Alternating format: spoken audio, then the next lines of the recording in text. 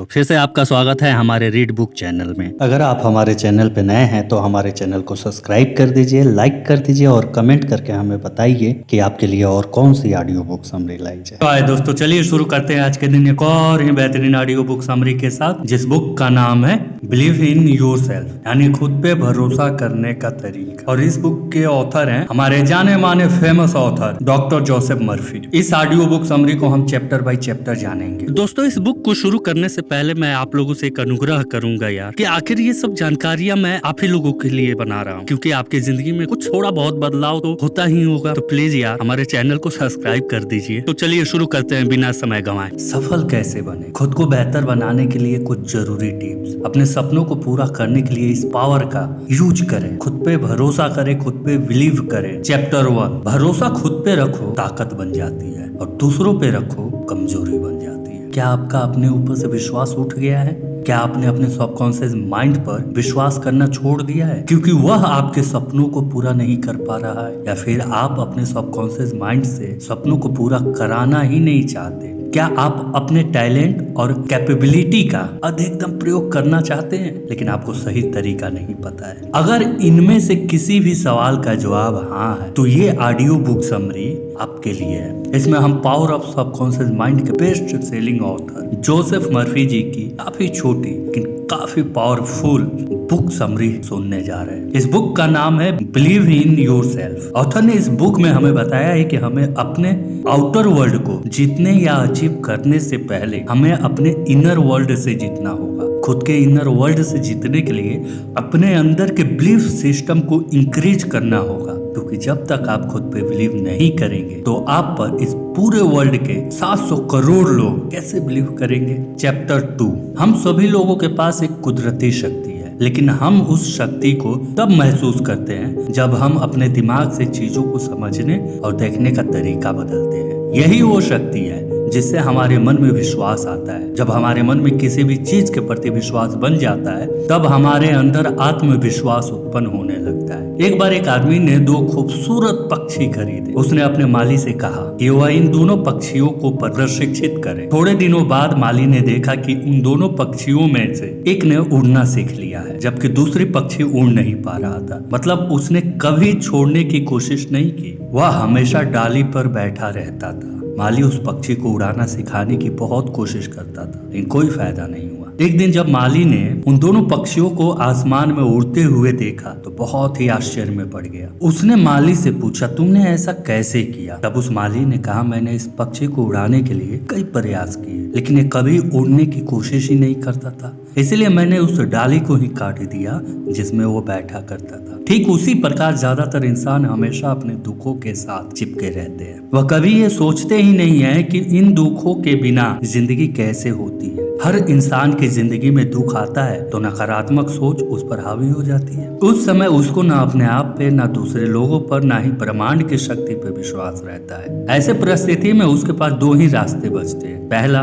वो अपने मन की बात को मानकर निराश के समंदर में डूबा रहे, और दूसरा, उस दुख को खत्म करने के लिए रास्ता खोजे। अच्छा सोचने से हमारा दिमाग हर समस्या का समाधान खोज ही लेता है। हमारा दिमाग वो शक्ति है जो हर सच्चे झूठे सपने को किसी न किसी तरीके से सच कर ही देता है। फिर जब आप अपने गोल के बारे में पूरी तरह से सोच लेते हैं, मतलब उसके बारे में निश्चित हो जाते हैं, तब आपका दिमाग उस सोचे हुए सपने को सच मान लेता है। जिस चीज को हमारा दिमाग पूरी तरह से एक्सेप्ट कर लेता है वह चीज निश्चित रूप से घटित होती है। अगर आप विश्वास करते हैं कि आप सफल होंगे तो आप निश्चित रूप से सफल होंगे, लेकिन अगर आप विश्वास करते हैं कि आप सफल नहीं होंगे तो यकीन मानिए आपको सफलता ही हाथ नहीं लगेगी। यानी सारा खेल मन के विश्वास का है। अगर किसी जानवर को एक तालाब में डाल दो तो वह तैर कर निकल जाएगा, जबकि अगर आप किसी ऐसे इंसान को तालाब में डाल दो जो तैरना नहीं जानता है तो वह डूब जाएगा। लेकिन ऐसा क्यों? तो ऐसा इसलिए क्योंकि उस जानवर को विश्वास होता है कि वह तैर कर पार हो जाएगा,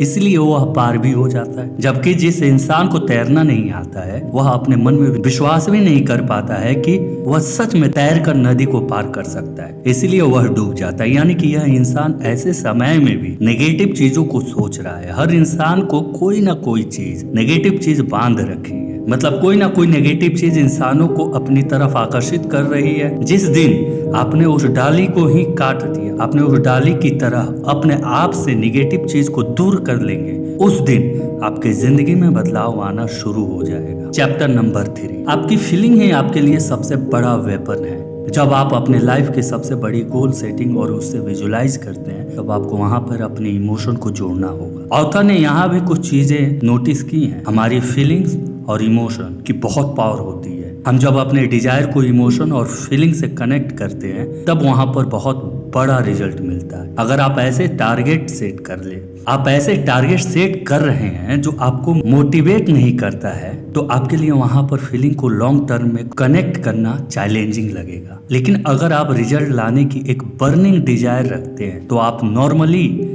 नियमित रूप से एक्शन लेते रहेंगे, अपने डेस्टिनेशन की तरफ आगे बढ़ते रहेंगे। लेकिन उससे पहले आपको अपनी बर्निंग डिजायर के लिए अवेयर रहना होगा। यह तभी संभव है जब आप अपने सबकॉन्शियस माइंड के साथ अपने रिलेशन को स्ट्रॉन्ग बनाएंगे। चैप्टर नंबर 4, एक बार ऑथर एक ग्रेट बिजनेसमैन से मिले। उस ग्रेट बिजनेसमैन ने ऑथर को बताया कि कैसे उसने अपने बिजनेस की शुरुआत एक छोटे से स्टोर से की थी। उसने कहा कि वह बड़े बड़े सपने देखता था, बहुत ही बड़ा ड्रीमर था। वह सोचता था कि उसकी एक बहुत बड़ी कंपनी हो जिसकी ब्रांच पूरे देश में फैली हो। उसने कहा वह अपने मन ही मन में बड़े बड़े ऑफिस, बिल्डिंग्स, फैक्ट्रीज और स्टोर की पिक्चर बनाया करता था। वह यह प्रैक्टिस रेगुलर और डिसिप्लिन वे में करता था, कंट्रोलेड इमेजिनेशन के साथ। वह जानता था कि रेगुलर, कंट्रोलेड और डिसिप्लिन इमेजिनेशन से वह अपने सपनों को पूरा कर सकता है। इससे वह अपने अंदर एक मैजिकल एनर्जी को फील करता था। इससे उसे काम करने की इंप्रेशन और मोटिवेशन मिलती थी। धीरे धीरे वह आगे बढ़ने लगा। वह लॉ ऑफ अट्रैक्शन की पावर से वह सब कुछ अट्रैक्ट करने लगा जिसकी उसने एक